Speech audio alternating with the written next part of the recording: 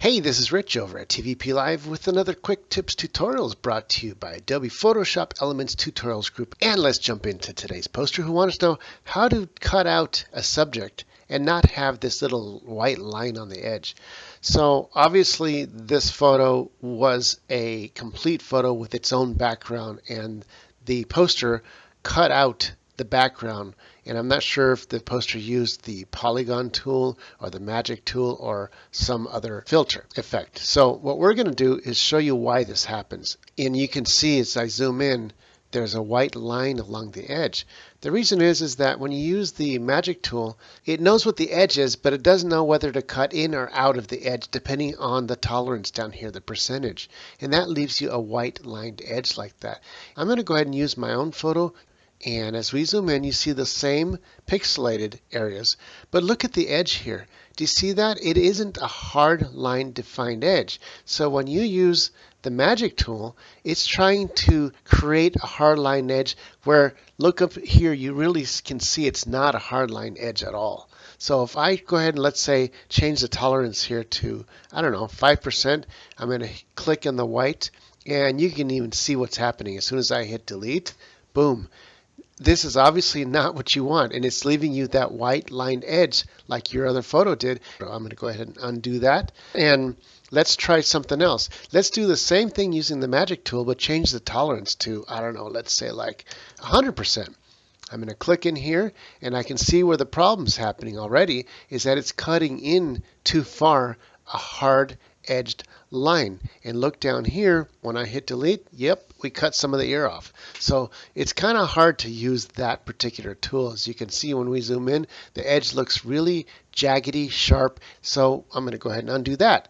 In our case, what we want to do, it takes a little bit longer to do this, but I'd use the eraser. And then I would erase along the edge, but not with a sharp eraser brush, but a soft one. So when I go to brushes right here, you see the default brushes. All these are hard edged. You can see the edges here. But then there's a whole set of soft edge brushes, different size brush heads. So I'm going to take something like, let's say 5%. I'm going to zoom in here, and I think that's going to be a little bit small. So I'm going to change that 5 to like 10%. And watch this. I'm going to get rid of two problems with one stroke as I erase here. I got rid of the green, and I'm getting rid of the background along the edge. And what happens is that because it's a soft edge, and how do you know it's a soft edge? Because look at its original edge. It's not hard, it's soft. All we're doing is recreating a new soft edge just in slightly into the actual photo to hide that white line. Now I'll just continue doing the whole rest of the photo.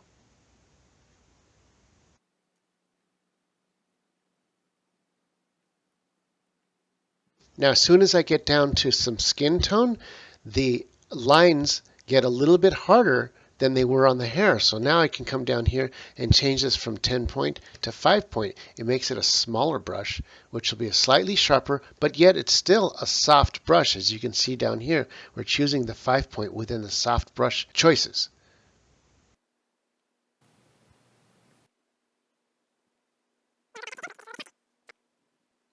And there we go. Now we were able to cut him completely out and still left the edges a little bit soft, which is the natural lineage of an actual photograph. Now what we want to do is get rid of the background manually with the polygon tool. I'm going to go ahead and zoom in. And like I said before, this does take a little bit longer, but if your subject matter and your project calls for perfection, this is what you want to do. And your clients will notice you for it, and you'll get hired again and again. And I'm basically cutting out in between the subject matter and the background, making sure that I leave that soft edge alone. I don't want to touch either one.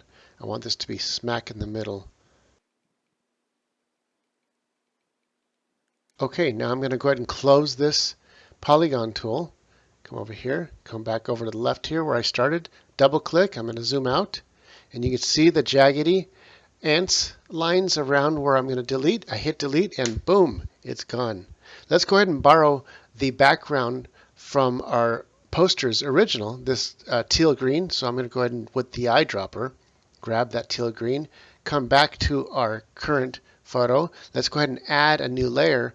And this is really important to make it its own layer. I'm going to go ahead and hit the paint bucket and go ahead and fill it in. Of course, it fills in on top of everything. Why? Because it's the top layer. Let's go ahead and drag that to the bottom. Boom. And this is how I'll save the photo. That way I can take my subject matter and move them around any way I want. And I can make it bigger or smaller if I wanted to, whatever my heart's desires. And this way I can even change the background to something else if I want.